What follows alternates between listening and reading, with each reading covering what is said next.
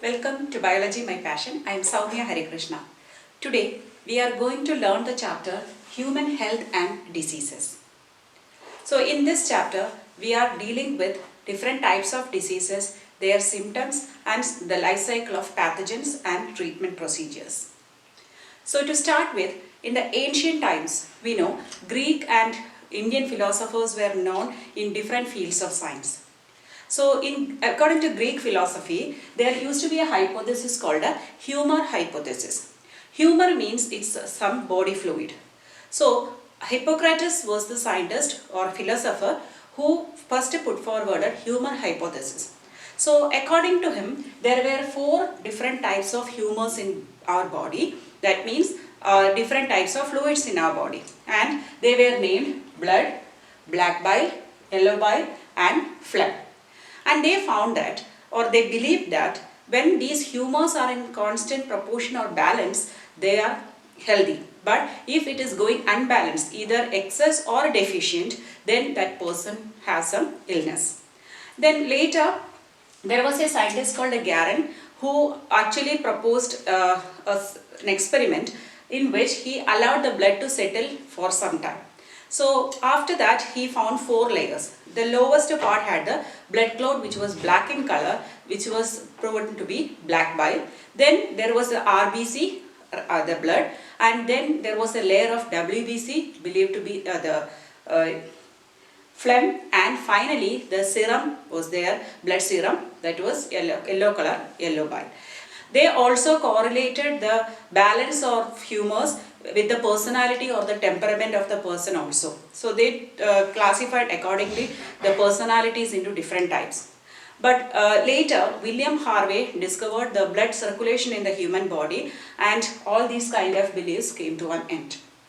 At the same time, Indian Ayurvedic system also, even now, it is based on certain body types like Vata, Pitta, Kapha. If you have heard, that's the basis of treatment of Ayurveda. So now moving on to what are the types of diseases that we are facing. So human beings get usually 3 types of diseases. First one is genetic disorders. That is, the child is born with certain deficiencies or defects which is due to some problem in their genetic material. We learned about different types of genetic disorders in inheritance chapter. Another type of common diseases come under infections. Infections caused by different microbial agents, or we call them as pathogens.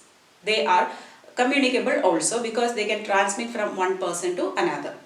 And the third category, lifestyle disorder, which includes the type of food we take in, water, our rate of exercise for our body, the rest that we take, everything includes in this lifestyle disorders. So what is health? Free of diseases or somebody is physically fit, can we call them as healthy? Absolutely not. According to the definition of health by WHO, World Health Organization, health is a complete well-being physically, mentally and socially. So there are several factors affecting health of an individual. To maintain health, personal hygiene, balanced diet and regular exercise are equally important. Even from the ancient days, people used to practice yoga for their physical as well as mental well-being. For achieving good health in a society, awareness about the different types of diseases and their impact on our health, importance of taking clean and safe drinking water and food, importance of public hygiene or control of vectors, or the proper waste disposal system, vaccination or immunization against common infectious diseases, all are very important. So when we are finding something not easy with our body, that is disease, the word is disturbed ease, our easiness is disturbed. Functioning of one or more organs of our body is adversely affected, we are not functioning normally. So that is called a disease condition. A disease has got signs and symptoms. What we feel in our body is called or what we feel wrong in our body are the symptoms of the diseases, whereas what doctors look for to diagnose the disease are the signs of disease. So diseases can be of 2 major categories, infectious diseases and non-infectious diseases. Infectious diseases are the diseases in which the cause is an infectious agent. Whereas non-infectious diseases don't have an infectious agent as the immediate cause, but due to some physiological or malfunctioning of our body parts. Suppose we talk about chickenpox caused by virus, or cholera caused by bacteria, or Ascariasis caused by a worm, or malaria caused by a protozoan. These are all having a causative agent or pathogen. So these are infectious diseases. So the pathogen can transmit from one person to another. So they are communicable diseases as well. Whereas if a person is suffering from diabetes, we know it is because of the lack of secretion of insulin from the pancreas, or there is high blood pressure, or there is a problem with the heart muscles. So any of these symptoms, or renal failure, these are not caused by any pathogens but due to some internal reasons. So those are called non-infectious diseases. They are non-communicable diseases also. We are now going to discuss a few bacterial diseases with their causative agent and symptoms. So we start with typhoid. Typhoid is caused by a bacterium called Salmonella typhi. So this bacteria enters the body of a patient through contaminated food and water. So what are the symptoms? High fever, that is high and sustained fever 39 to 40 degrees Celsius, then weakness of the body, then stomach pain, constipation, headache, lack of appetite. All these are symptoms of typhoid fever. If not treated properly, it may be fatal in certain times. So there is a confirmatory test or diagnostic test for typhoid, that is Vidal test. When we talk about typhoid, the story of a lady called Typhoid Mary is worth mentioning. She was a cook by profession. At the age of 15, she came to the US and she worked with many rich families as a cook. She was having asymptomatic typhoid and she was not aware, she was not having any symptoms. But due to unhygienic practices in cooking, she transmitted these diseases to many people. So wherever she was working as a cook, people would fall sick of typhoid. But once the typhoid is reported in that particular family, she would move away from there because she thought she would also get it. She was not aware that she was the one causing it. So to save herself from the disease, she would go to another house. So that was Mary Marland. So later this continued and and many people died of typhoid also. One of the family members once appointed a private detective to find out what is the cause of this disease. Somehow he traced this lady whose actual name was Mary Marland, but she did not cooperate with him for the further test or confirmation. Then she became a celebrity through the media. Though media people were allowed to interview her, they were not allowed to drink even a glass of water from her.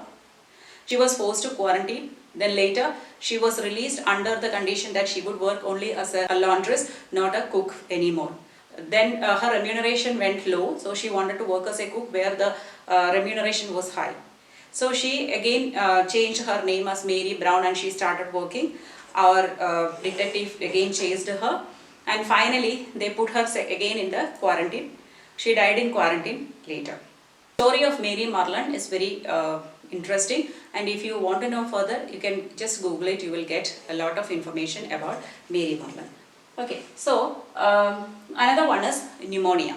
So pneumonia is a very serious or dangerous disease if it is not treated well or diagnosed earlier. It is caused by two bacteria, either Streptococcus pneumoniae or Haemophilus influenzae. This Haemophilus influenzae we learned in HIND2 restriction enzyme. Okay.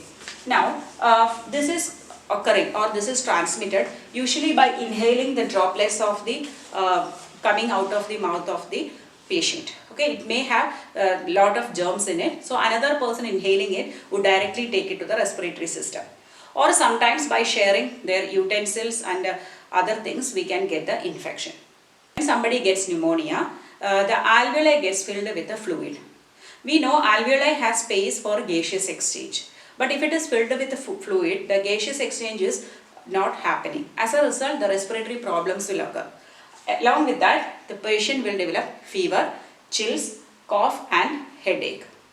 And in later cases, if it is becoming chronic condition, then the patient's nails and lips will turn grey and later into blue color.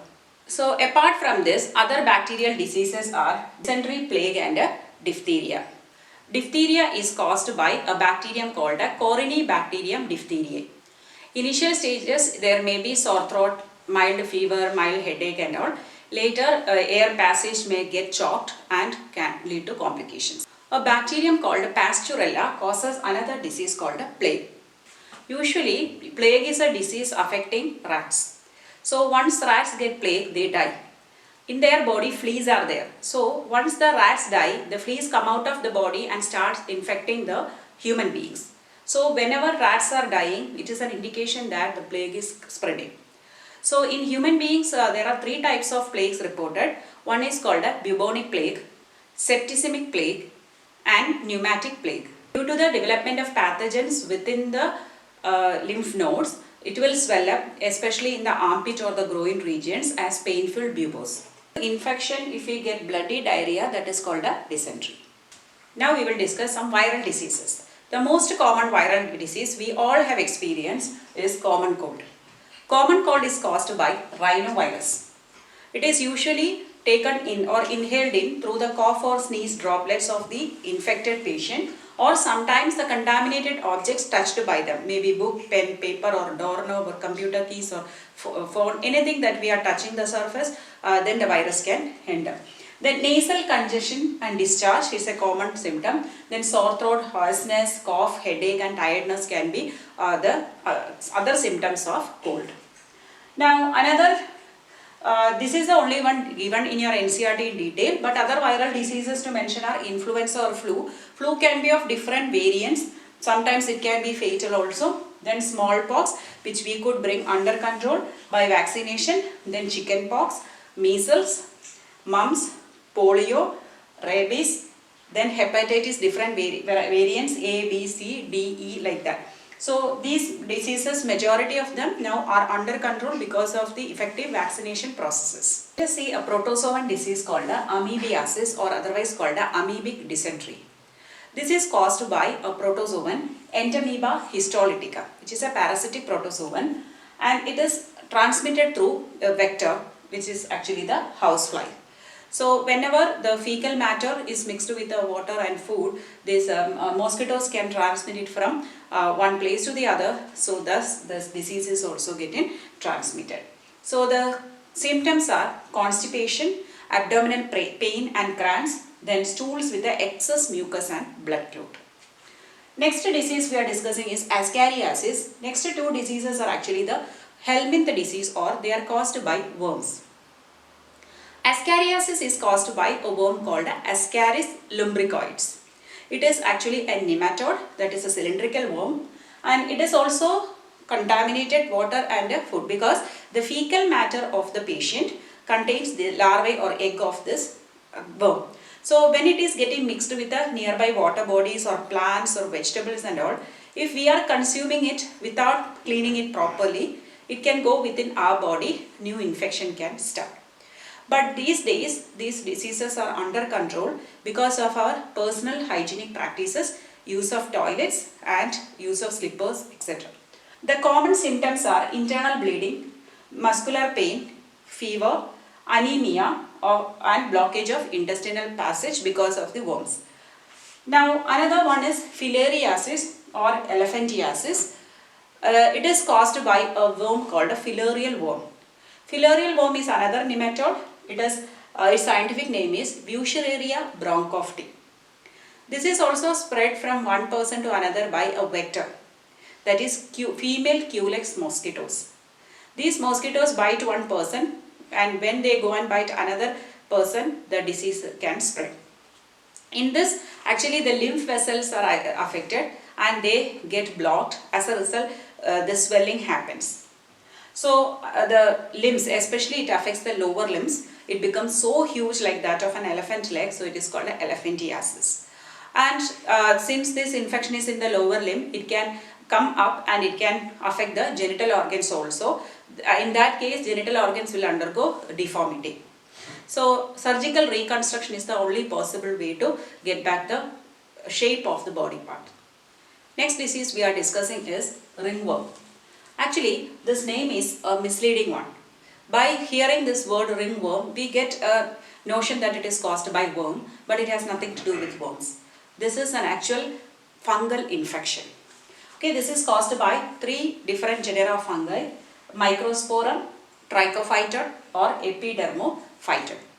And like any other fungal disease, this is an ectopic disease or it happens on the surface of the skin. So it appears as dry scaly lesions, but they are circular in form with a ridge like a boundary, and it will be reddish in appearance. So that's why this is called a ringworm. It's ring-like appearance, it gives the name ringworm. So remember, it is a fungal infection on the skin, nothing to do with worms. So intense itching also will be there in that part. But it is easily curable by applying some antifungal ointments and all. We can treat it very effectively. But main thing is we have to prevent the spreading of this from person to person. So if we are using personal articles like towels and bath towels and all, then chance of spreading is very high.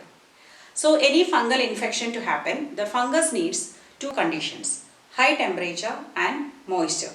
So whenever it is hot and humid condition, we know our body sweats.